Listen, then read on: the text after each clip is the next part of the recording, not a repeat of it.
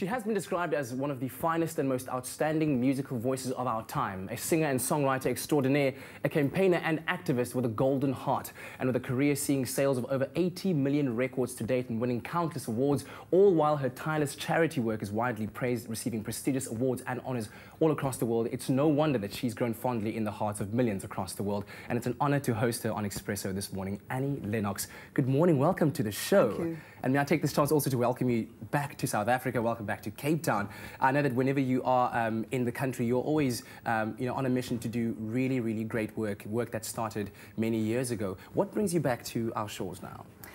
Different things bring me back here. One of the reasons is that I sometimes live here on occasion. Mm-hmm. My husband founded Mothers to Mothers, and so he's sort of based here, and we are travellers, so we move from place to place. Mm-hmm.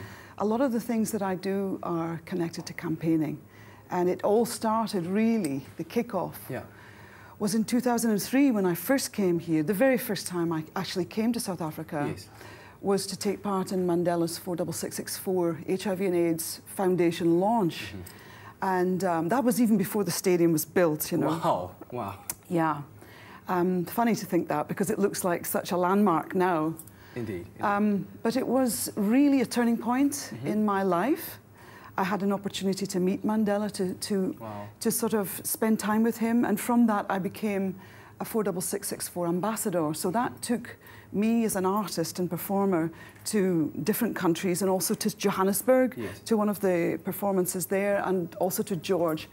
And it started an awareness about HIV and AIDS.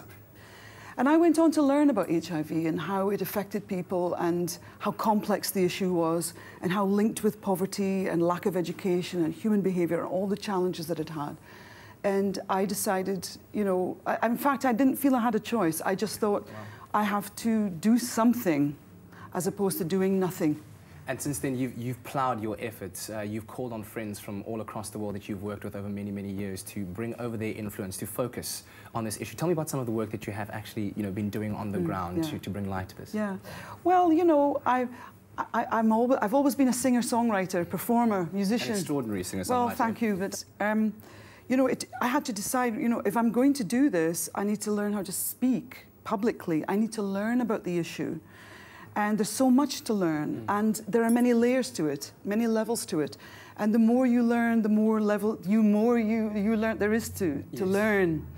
And well, so many things happened. I founded my own campaign. I call it a little campaign, really, because it is small. It's called the Sing Campaign, because I'm a singer, and singing is about communicating with people. And so I traveled the world, and I gave performances, and I also went on filming trips to have messages, to have human stories that I could show people, to say, look, you can't go to the Eastern Cape where people are dying in rural communities because they can't get access to treatment. But I can show you some small films that will help to illustrate what's going on. And it's, once you understand how people are impacted and affected, it's just not rocket science. You say, why weren't people getting access to treatment? Now, things have changed a lot since 2003, with political will, and with an excellent health minister in Aaron Motsoaledi, who I just respect so much. Also, I must say, with leadership, political leadership, the tide of death with HIV is turning in this country. People are now getting access to one pill a day treatment. This is really revolution. This has been happening over only just the last few years. You're no longer seeing those funeral tents. You're no longer seeing graves waiting for babies and mothers and brothers and sisters to go there. But still it's there, and there's still so much to be done. However, there's another aspect to it. And it's connected with HIV, very much so. It's a driver with HIV, and that is gender-based violence. And it's a really big issue that isn't a now thing. It's been raging on for years and years and years. I myself come from a family that was torn apart as a result of violence in the home. So how have you put in your efforts? And I mean, I understand that you were moved particularly by what happened recently in our country with Aline Boyson. Well, for me, when I see the violence that is so extreme happening against young girls, young children, and women, happening in the home, happening in the street, happening with the general sort of attitude that it's fine, it's absolutely fine, that you can have a girl and you can take her and you can just do what you like with her, as if she's just an object, and then you can really abuse. This has to be faced up to. Indeed. And I mean, you are doing that. Tell me about the Make It Happen petition that you've brought up. That's, I think, currently being signed by 96 people that support what it's all about. How are you planning on effecting change with this campaign? So I have a friend, an incredible activist who's known here over the years, Rhoda Kadali.